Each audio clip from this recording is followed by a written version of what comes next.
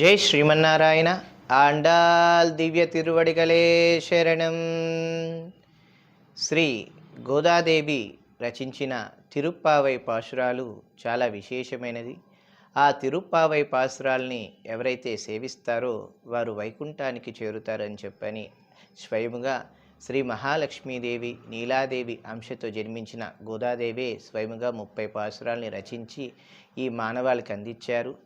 వేదాంతానికి వేదానికి ఉపనిషత్తులకు సారమే ఈ తిరుప్పావై. ఈ తిరుప్పావై పాశురాల్ని ప్రతినిత్యము కూడా ఈ ధనుర్మాసంలో ఆ జగన్మాత అయిన గోదాదేవి సేవించి శ్రీరంగనాథుల్లో ఐక్యమయ్యారు.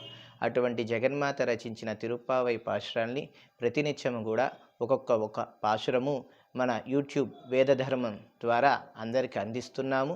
ప్రతి ఒక్కరు కూడా చక్కగా శ్రవణం చేసి వీక్షించి అనుగ్రహాన్ని పొందవలసిందిగా కోరుచున్నాం.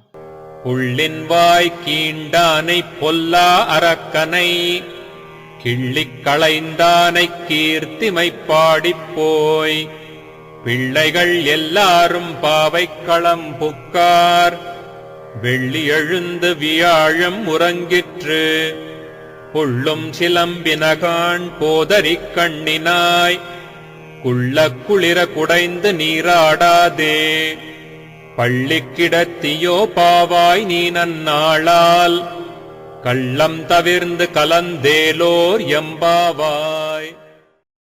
ఈ యూట్యూబ్ ఛానల్ లో సబ్స్క్రైబ్ చేయగలరు.